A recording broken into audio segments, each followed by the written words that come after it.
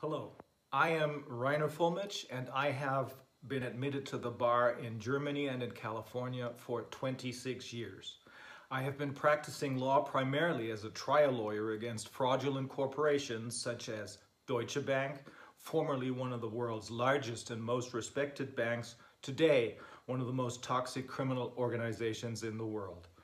VW, one of the world's largest and most respected car manufacturers, today notorious for its giant diesel fraud, and Kuehne and Nagel, the world's largest shipping company. We're suing them in a multi-million-dollar bribery case. I'm also one of 4 members of the German Corona Investigative Committee. Since July 10th, 2020, this committee has been listening to a large number of international scientists and experts' testimony to find answers to questions about the corona crisis, which more and more people worldwide are asking. All the above-mentioned cases of corruption and fraud committed by the German corporations pale in comparison in view of the extent of the damage that the corona crisis has caused and continues to cause. This corona crisis, according to all we know today, must be renamed a corona scandal, and those responsible for it must be criminally prosecuted and sued for civil damages. On a political level, everything must be done to make sure that no one will ever again be in a position of such power as to be able to defraud humanity or to attempt to manipulate us with their corrupt agendas. And for this reason, I will now explain to you how and where an international network of lawyers will argue this biggest tort case ever, the corona fraud scandal, which has meanwhile unfolded into probably the greatest crime against humanity ever committed.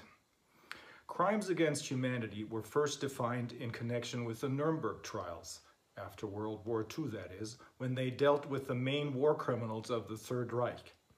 Crimes against humanity are today regulated in Section 7 of the International Criminal Code. The 3 major questions to be answered in the context of a judicial approach to the corona scandal are: 1. Is there a corona pandemic, or is there only a PCR test pandemic? Specifically, does a positive PCR test result mean that the person tested is infected with COVID-19, or does it mean absolutely nothing in connection with the COVID-19 infection? 2. Do the so-called anti-corona measures, such as the lockdown, mandatory face masks, social distancing, and quarantine regulations, serve to protect the world's population from corona?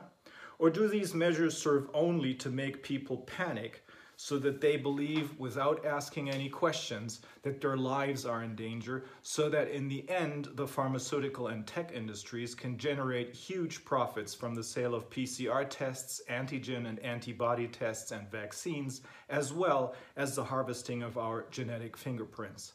And 3, is it true that the German government was massively lobbied, more so than any other country, by the chief protagonists of this so-called corona pandemic, Mr. Drosten, virologist at Charité Hospital in Berlin, Mr. Wheeler, veterinarian and head of the German equivalent of the CDC, the RKI, and Mr. Tedros, head of the World Health Organization, or WHO, because of Germany is known as a particularly disciplined country and was therefore to become a role model for the rest of the world for its strict and, of course, successful adherence to the corona measures. Answers to these 3 questions are urgently needed because the allegedly new and highly dangerous coronavirus has not caused any excess mortality anywhere in the world, and certainly not here in Germany. But the anti-corona measures, whose only basis are the PCR test results, which are in turn all based on the German Drosten test, have, in the meantime, caused the loss of innumerable human lives and have destroyed the economic existence of countless companies and individuals worldwide. In Australia, for example, people are thrown into prison if they do not wear a mask or do not wear it properly as deemed by the authorities. In the Philippines, people who do not wear a mask or do not wear it properly in this sense are getting shot in the head. Let me first give you a summary of the facts that they present as they present themselves today. The most important thing in a lawsuit is to establish the facts, that is, to find out what actually happened. That is because the application of the law always depends on the facts at issue. If I want to prosecute someone for fraud, I cannot do that by presenting the facts of a car accident. So, what happened here regarding the alleged corona pandemic? The facts laid out below are to a large extent the result of the work of the Corona Investigative Committee. This committee was founded on July 10th by 4 lawyers in order to determine, through hearing expert testimony of international scientists and other experts, 1. How dangerous is the virus really? 2. What is the significance of a positive PCR test? 3. What collateral damage has been caused by the corona measures, both with respect to the world's population's health and with respect to the world's economy? Let me start with a little bit of background information. What happened in May 2019 and then in early 2020, and what happened 12 years earlier with the swine flu, which many of you may have forgotten about? In May of 2019, the stronger of the 2 parties which govern Germany in a grand coalition, the CDU, held a Congress on Global Health, apparently at the instigation of important players from the pharmaceutical industry and the tech industry. At this Congress, the usual suspects, you might say, gave their speeches. Angela Merkel was there and the German Secretary of Health, Jens Spahn. But some other people whom one would not necessarily expect to be present at such a gathering were also there. Professor Drosten, virologist from the Charité Hospital in Berlin, Professor Wheeler, veterinarian and head of the RKI, the German equivalent of the CDC, as well as Mr. Tedros, philosopher and head of the World Health Organization, WHO. They all gave speeches there. Also present and giving speeches were the chief lobbyists of the world's 2 largest health funds, namely the Bill and Melinda Gates Foundation and the Wellcome Trust. Less than a year later, these very people called the shots in the proclamation of the worldwide corona pandemic, made sure that mass PCR tests were used to prove mass infections with COVID-19 all over the world, and are now pushing for vaccines to be invented and sold worldwide. These infections, or rather the positive test results that the PCR tests delivered, in turn became the justification for worldwide lockdowns, social distancing, and mandatory face masks. It is important to note at this point that the definition of a pandemic was changed 12 years earlier. Until then, a pandemic was considered to be a disease that spread worldwide and which led to many serious illnesses and deaths. Suddenly, and for reasons never explained, it was supposed to be a worldwide disease only. Many serious illnesses and many deaths were not required anymore to announce a pandemic. Due to this change, the WHO, which is closely intertwined with the global pharmaceutical industry, was able to declare the swine flu pandemic in 2009, with the result that vaccines were produced and sold worldwide on the basis of contracts that have been kept secret until today. These vaccines proved to be completely unnecessary because the swine flu eventually turned out to be a mild flu and never became the horrific plague that the pharmaceutical industry and its affiliated universities kept announcing it would turn into, with millions of deaths certain to happen if people didn't get vaccinated. These vaccines also led to serious health problems. About 700 children in Europe fell incurably ill with narcolepsy and are now forever severely disabled. The vaccines bought with millions of taxpayers' money had to be destroyed with even more taxpayers' money. Already then, during the swine flu, the German virologist Drosten was one of those who stirred up panic in the population, repeating over and over again that the swine flu would claim many hundreds of thousands, even millions of deaths all over the world. In the end, it was mainly thanks to Dr. Wolfgang Wodak, and his efforts as a member of the German Bundestag and also a member of the Council of Europe that this hoax was brought to an end before it would lead to even more serious consequences. Fast forward to March of 2020. When the German Bundestag announced an epidemic situation of national importance, which is the German equivalent of a pandemic, in March of 2020, and based on this, the lockdown with the suspension of all essential constitutional rights for an unforeseeable time, there was only one single opinion on which the federal government in Germany based its decision.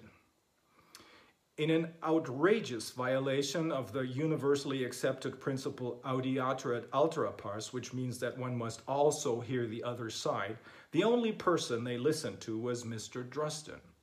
That is the very person whose horrific, panic-inducing prognoses had proved to be catastrophically false 12 years earlier. We know this because a whistleblower named David Sieber, a member of the Green Party, told us about it. He did so first on August 29, 2020 in Berlin, in the context of an event at which Robert F. Kennedy Jr. also took part and at which both men gave speeches. And he did so afterwards in one of the sessions of our Corona Committee. The reason he did this is that he had become increasingly skeptical about the official narrative propagated by politicians and the mainstream media. He had therefore undertaken an effort to find out about other scientists' opinions and had found them on the internet. There, he realized that there were a number of highly renowned scientists who held a completely different opinion, which contradicted the horrific prognoses of Mr. Drosten.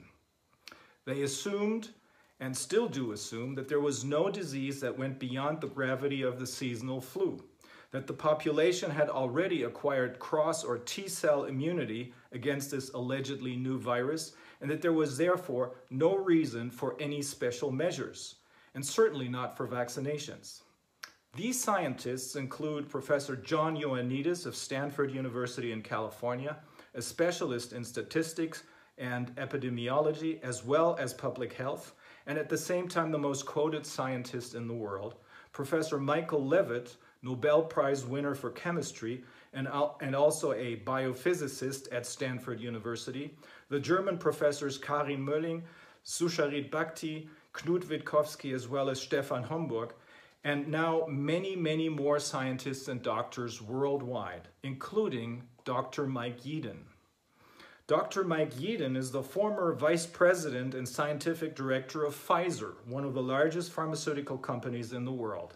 I will talk some more about him a little later. At the end of March, beginning of April of 2020, Mr. Sieber turned to the leadership of his Green Party with the knowledge he had accumulated and suggested that they present these other scientific opinions to the public and explain that, contrary to Mr. Drosten's doomsday prophecies, there was no reason for the public to panic. Incidentally, Lord Sumption, who served as a judge at the British Supreme Court from 2012 to 2018, had done the very same thing at the very same time and had come to the very same conclusion, that there was no factual basis for panic and no legal basis for the corona measures. Likewise, the former president of the German Federal Constitutional Court expressed, albeit more cautiously, serious doubts that the corona measures were constitutional. But instead of taking note of these other opinions and discussing them with David Sieber, the Green Party leadership declared that Mr. Drosten's panic messages were good enough for the for the Green Party. Remember, they're not a member of the ruling coalition. They're the opposition. Still, that was enough for them, just as it had been good enough for the federal government as a basis for its lockdown decision, they said. They subsequently, the Green Party leadership, called David Sieber a conspiracy theorist without ever having considered the content of his information, and then stripped him of his mandates. Now let's take a look at the current actual situation regarding the virus's danger, the complete uselessness of PCR tests for the detection of infections, and the lockdowns based on non-existent infections. In the meantime, we know that the healthcare systems were never in danger of becoming overwhelmed by COVID-19. On the contrary, many hospitals remain empty to this day, and some are now facing bankruptcy. The hospital ship Comfort, which anchored in New York at the time and could have accommodated 1,000 patients, never accommodated more than some 20 patients. Nowhere was there any excess mortality. Studies carried out by Professor Ioannidis and others have shown that the mortality of corona is equivalent to that of the seasonal flu. Even the pictures from Bergamo and New York that were used to demonstrate to the world that panic was in order proved to be deliberately misleading. Then, the so-called panic paper was leaked, which was written by the German Department of the Interior. Its classified content shows beyond a shadow of a doubt that, in fact, the population was deliberately driven to panic by politicians and mainstream media. The accompanying irresponsible statements of the head of the RKI, remember the CDC, Mr. Wheeler, who repeatedly and excitedly announced that the corona measures must be followed unconditionally by the population without them asking any question, shows that he followed the script verbatim. In his public statements, he kept announcing that the situation was very grave and threatening, although the figures compiled by his own institute proved the exact opposite. Among other things, the panic paper calls for children to be made to feel responsible, and I quote, for the painful, tortured death of their parents and grandparents if they do not follow the corona rules. That is, if they do not wash their hands constantly and don't stay away from their grandparents. A word of clarification. In Bergamo, the vast majority of deaths, 94% to be exact, turned out to be the result not of COVID-19, but rather the consequence of the government deciding to transfer sick patients, sick with probably the cold or seasonal flu, from hospitals to nursing homes in order to make room at the hospitals for all the COVID patients who ultimately never arrived.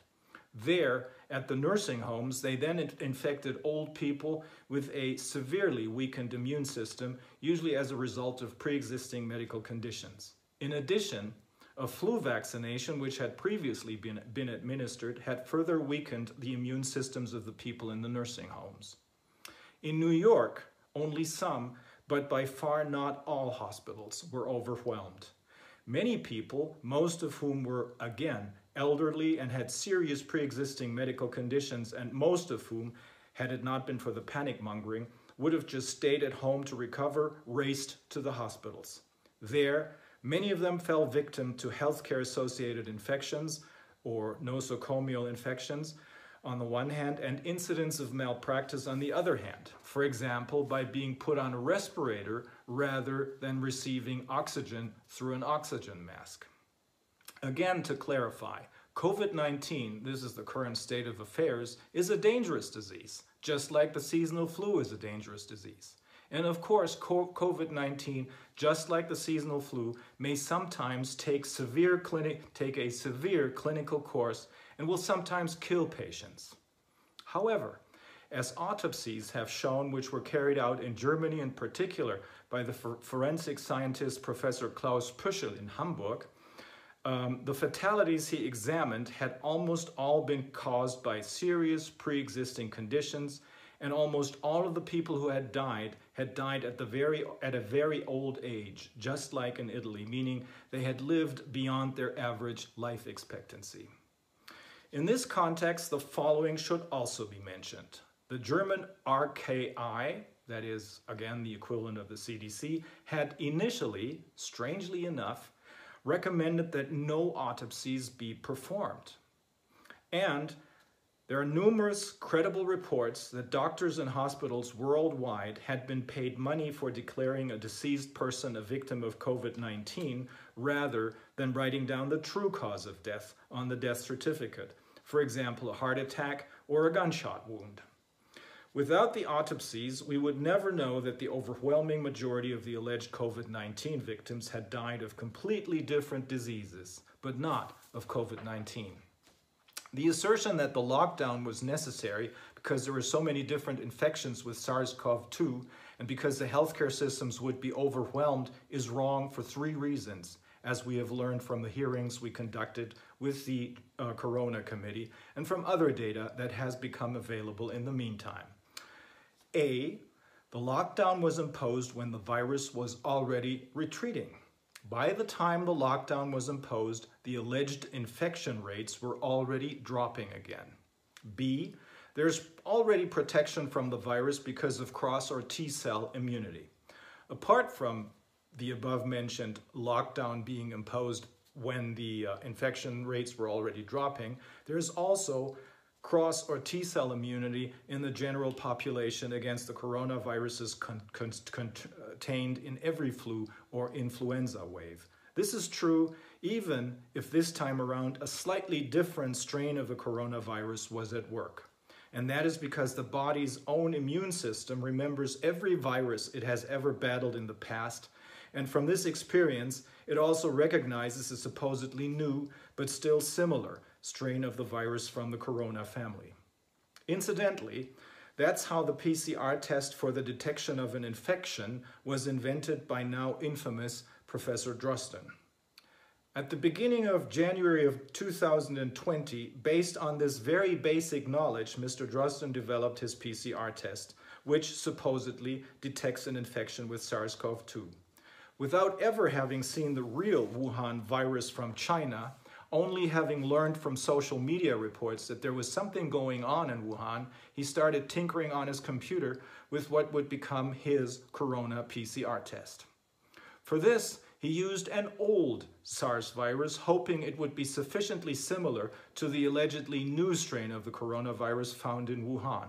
Then he sent the result of his computer tinkering to China to determine whether the victims of the alleged new coronavirus tested positive.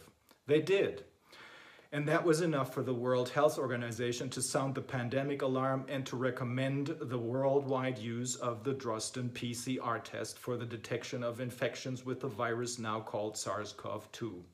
Drosten's opinion and advice was, this must be emphasized once again, the only source for the German government when it announced the lockdown, as well as the rules for social distancing and the mandatory wearing of masks.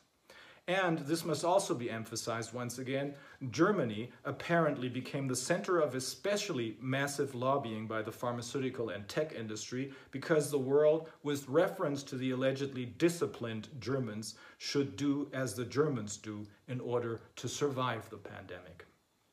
C. And this is the most important part of our fact-finding. The PCR test is being used on the basis of false statements, not based on scientific facts with respect to infections. In the meantime, we have learned that these PCR tests, contrary to the assertions of Messrs. Drosten, Wheeler, and the WHO, do not give any indication of an infection with any virus, let alone an infection with SARS-CoV-2. Not only are PCR tests expressly not approved for diagnostic purposes, as is correctly noted on leaflets coming with these tests, and as the inventor of the PCR test, Kary Mullis, has repeatedly emphasized. Instead, they're simply incapable of diagnosing any disease. That is, contrary to the assertions of Drosten, Wheeler, and the WHO, which they have been making since the proclamation of the pandemic, a positive PCR test result does not mean that an infection is present. If someone tests positive, it does not mean that they're infected with anything, let alone with the contagious SARS-CoV-2 virus. Even the United States CDC, even this institution agrees with this, and I quote directly from page 38 of one of its publications on the coronavirus and the PCR tests, dated July 13th, 2020.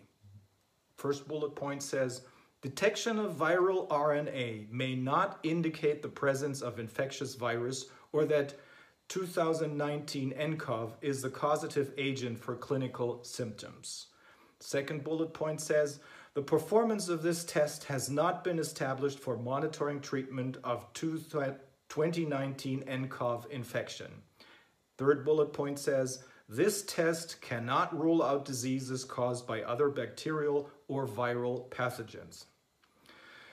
It is still not clear whether there has ever been a scientifically correct isolation of the Wuhan virus, so that nobody knows exactly what we're looking for when we test, especially since this virus, just like the flu viruses, mutates quickly. The PCR swabs take 1 or 2 sequences of a molecule that are invisible to the human eye and therefore need to be amplified in many cycles to make it visible.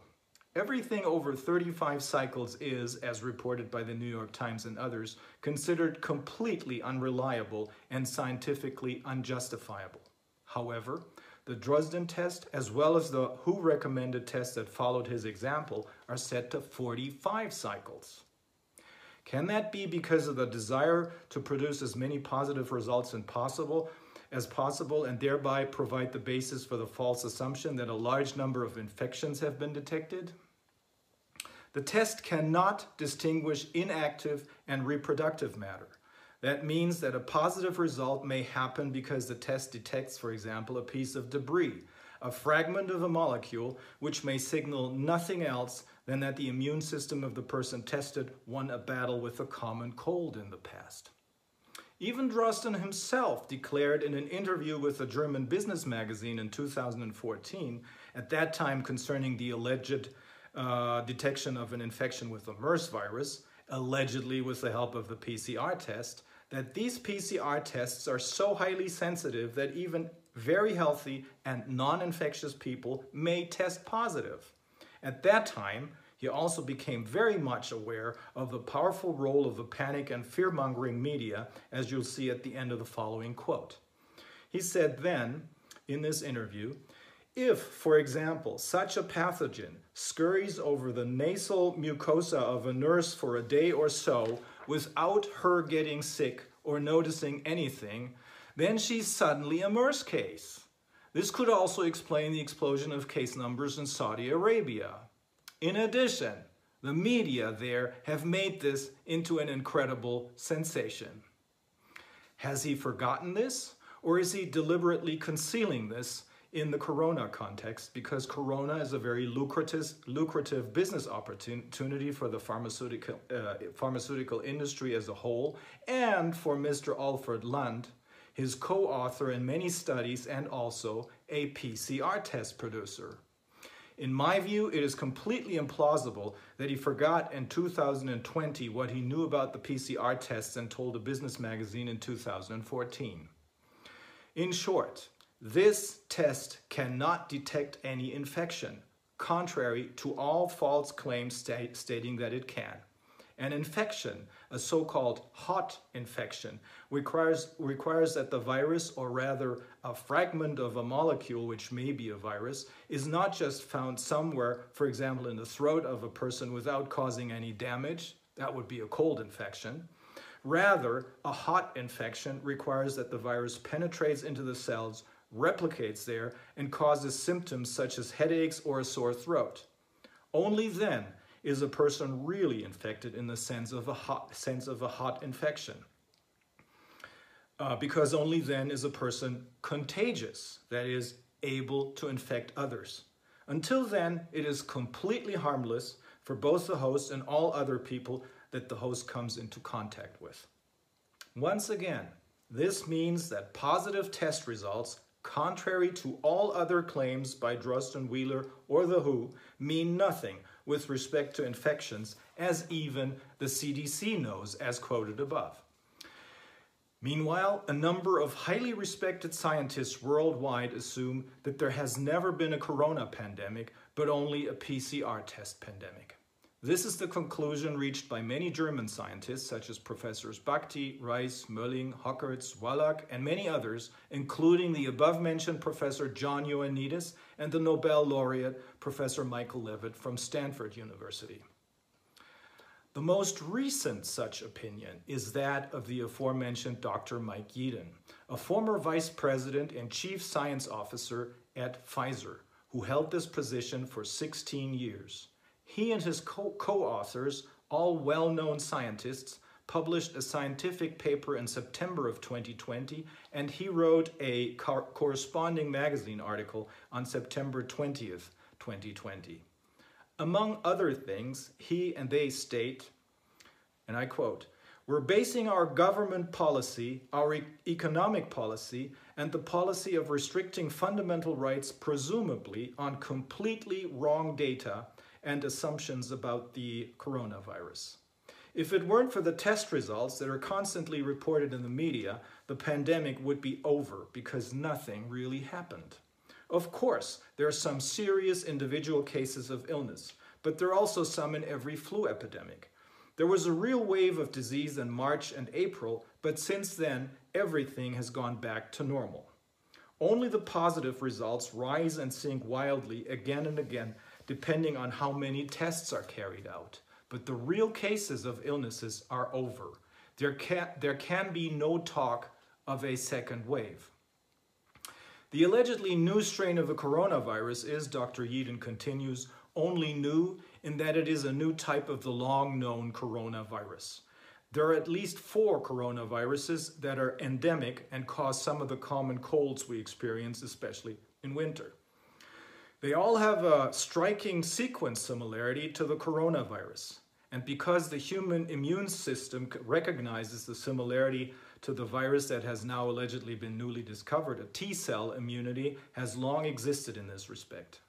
30% of the population had this before the allegedly new virus even appeared. Therefore, it is sufficient for the so-called herd immunity that 15 to 25% of the population are infected with the allegedly new coronavirus to stop the further spread of the virus. And this has long been the case. Regarding the all-important PCR tests, Yeadon writes in a piece called "Lies, Damned Lies, and Health Statistics, The Deadly Danger of False Positives," dated September 20th, 2020, and I quote, "The likelihood of an apparently positive case being a false positive is between 89 to 94%, or near certainty." Dr. Yeadon, in agreement with the professors of immunology Kemmerer from Germany, Capel from the Netherlands, and Cahill from Ireland, as well as the microbiologist Dr. Arve from Austria, all of whom testified before the German Corona Committee, explicitly points out that a positive test does not mean that an intact virus has been found. The authors explain that what the PCR test actually measures is, and I quote, "simply the presence of partial RNA sequences present in the intact virus, which could be a piece of dead virus which cannot make the subject sick and cannot be transmitted and cannot make anyone else sick."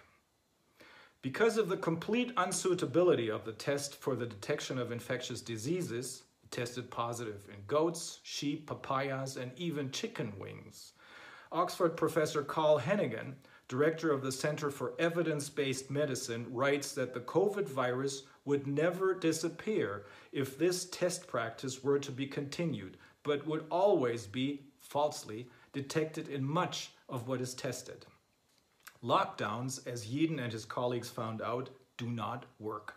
Sweden, with its laissez-faire approach, and Great Britain, with its strict lockdown, for example, have completely comparable disease and mortality statistics. The same was found by US scientists concerning the different US states. It makes no difference to the incidence of disease whether a state implements a lockdown or not. With regard to the now infamous Imperial College of London's Professor Neil Ferguson and his completely false computer models warning of millions of deaths, he says that, and I quote, "No serious scientist gives any validity to Ferguson's model." He points out with thinly veiled contempt, again I quote, "It's important that you know most scientists don't accept that it," that is Ferguson's model, "was even faintly right, but the government is still wedded to the model." Ferguson predicted 40,000 corona deaths in Sweden by May and 100,000 by June, but it remained at 5,800, which, according to the Swedish authorities, is equivalent to a mild flu. If the PCR tests had not been used as a diagnostic tool for corona infections, there would not be a pandemic.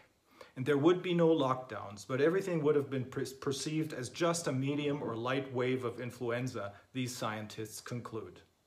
Dr. Yeadon, in his piece Lies, Damned Lies and Health Statistics, The Deadly Danger of False Positives, writes, "This test is fatally flawed and must immediately be withdrawn and never used again in this setting unless shown to be fixed." And towards the end of that article, I have explained how a hopelessly performing diagnostic test has been and continues to be used not for diagnosis of disease, but it seems solely to create fear. Now, let's take a look at the current actual situation regarding the severe damage caused by the lockdowns and other measures. Another detailed paper written by a German official in the Department of the Interior, who is responsible for risk assessment and the protection of the population against risks, was leaked recently. It is now called the false alarm paper. This paper comes to the conclusion that there was and is no sufficient evidence for serious health risks for the population as claimed by Drosten, Wheeler, and the WHO. But, the author says, there's very much evidence of the corona measures causing gigantic health and economic damage to the population, which he then describes in detail in this paper. This, he concludes, will lead to very high claims for damages which the government will be held responsible for. This has now become reality, but the paper's author was suspended. More and more scientists, but also lawyers, recognize that as a result of the deliberate panic-mongering and the corona measures enabled by this panic, democracy is in great danger of being replaced by fascist totalitarian models. As I already mentioned above, in Australia, people who do not wear the masks, which more and more studies show are hazardous to health, or who allegedly do not wear them correctly, are arrested, handcuffed, and thrown into jail. In the Philippines, they run the risk of getting shot. But even in Germany and in other previously civilized countries, children are taken away from their parents if they do not comply with quarantine regulations, distance regulations, and mask-wearing regulations.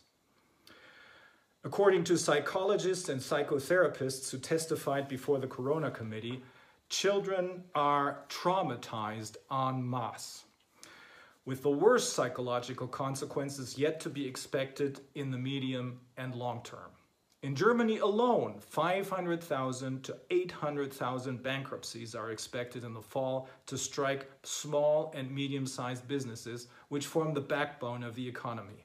This will result in incalculable tax losses and incalculably high and long-term Social Security money transfers for, among other things, unemployment benefits. Since in the meantime, pretty much everybody is beginning to understand the full devastating impact of the completely unfounded corona measures, I will refrain from detailing this any further. Let me now give you a summary of the legal consequences. The most difficult part of a lawyer's work is always to establish the true facts, not the application of the legal rules to these facts.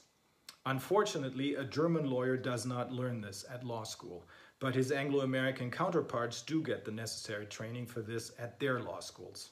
And probably for this reason, but also because of the much more pronounced independence of the Anglo-American judiciary, the Anglo-American law of evidence is much more effective in practice than the German one. A court of law can only decide a legal dispute correctly if it has previously determined the facts correctly, which is not possible without looking at all the evidence. And that's why the law of evidence is so important. On the basis of the facts summarized above, in particular those established with the help of the work of the German Corona Committee, the legal evaluation is actually simple. It is simple for all civilized legal systems, regardless of whether these legal systems are based on civil law, which follows the Roman law more closely, or whether they are based on Anglo-American common law, which is only loosely connected to Roman law. Let's first take a look at the unconstitutionality of the measures. A number of German law professors, including Professors Kingreen, Morswig, Jungblut, and Vosgerau, have stated either in written expert opinions or in interviews, in line with the serious doubts expressed by the former president of the Federal Constitutional Court with respect to the constitutionality of the corona measures, that these measures, the corona measures, are without a sufficient factual basis and also without a sufficient legal basis, and are therefore unconstitutional and must be repealed immediately. Very recently, a judge, Thorsten Schleif is his name, declared publicly that the German judiciary, just like the general public, has been so panic-stricken that it was no longer able to administer justice properly. He says that the courts of law, and I quote, have all too quickly waved through coercive measures which for millions of people all over Germany represent massive suspensions of their constitutional rights. He points out that German citizens, again I quote, are currently experiencing the most serious encroachment on their constitutional rights since the founding of the Federal Republic of Germany in 1949. In order to contain the corona pandemic, federal and state governments have intervened, he says, massively and in part threatening the very existence of the country, as it is guaranteed by the constitutional rights of the people. What about fraud, intentional infliction of damage, and crimes against humanity? Based on the rules of criminal law, asserting false facts concerning the PCR tests or intentional misrepresentation, as it was committed by Messrs. Drosten and Wheeler as well as the WHO, can only be assessed as fraud. Based on the rules of civil tort law, this translates into intentional infliction of damage. The German professor of civil law, Martin Schwab, supports this finding in public interviews. In a comprehensive legal opinion of around 180 pages, he has familiarized himself with the subject matter like no other legal scholar has done thus far, and in particular has provided a detailed account of the complete failure of the mainstream media to report on the true facts of this so-called pandemic. Messrs. Drosten, Wheeler, and Tedros of the WHO all knew, based on their own expertise or the expertise of their institutions, that the PCR tests cannot provide any information about infections, but asserted over and over again to the general public that they can, with their counterparts all over the world repeating this. And they all knew and accepted that on the basis of their recommendations, the governments of the world would decide on lockdowns, the rules for social distancing, and mandatory wearing of masks, the latter representing a very serious health hazard, as more and more independent studies and expert statements show. Under the rules of civil tort law, all those who have been harmed by these PCR test-induced lockdowns are entitled to receive full compensation for their losses. In particular, there is a duty to compensate, that is, a duty to pay damages for the loss of profits suffered by companies and self-employed persons as a result of the lockdown and other measures. In the meantime, however, the anti-corona measures have caused and continue to cause such devastating damage to the world's population's health and economy that the crimes committed by Messrs. Drosten, Wheeler, and the WHO must be legally qualified as actual crimes against humanity, as defined in Section 7 of the International Criminal Code. How can we do something? What can we do? Well, the class action is the best route to compensatory damages and to political consequences. The so-called class action lawsuit is based on English law and exists today in the USA and in Canada. It enables a court of law to allow a complaint for damages to be tried as a class action lawsuit at the request of a plaintiff if 1. As a result of a damage-inducing event, 2. A large number of people suffer the same type of damage. Phrased differently, a judge can allow a class action lawsuit to go forward if common questions of law and fact make up the vital component of the lawsuit. Here, the common questions of law and fact revolve around the worldwide PCR test-based lockdowns and its consequences. Just like the VW diesel passenger cars were functioning products, but they were defective due to a so-called defeat device because they didn't comply with the emissions standards, so too the PCR tests, which are perfectly good products in other settings, are defective products when it comes to the diagnosis of infections. Now, if an American or a Canadian company or an American or Canadian individual decides to sue these persons in the United States or Canada for damages, then the court called upon to resolve this dispute may, upon request, allow this complaint to be tried as a class action lawsuit. If this happens, all affected parties worldwide will be informed about this through publications in the mainstream media and will thus have the opportunity to join this class action within a certain period of time to be determined by the court. It should be emphasized that nobody must join the class action, but every injured party can join the class. The advantage of the class action is that only one trial is needed, namely to try the complaint of a representative plaintiff who is affected in a manner typical of everyone else in the class. This is firstly cheaper and secondly faster than hundreds of thousands or more individual lawsuits. And thirdly, it imposes less of a burden on the courts.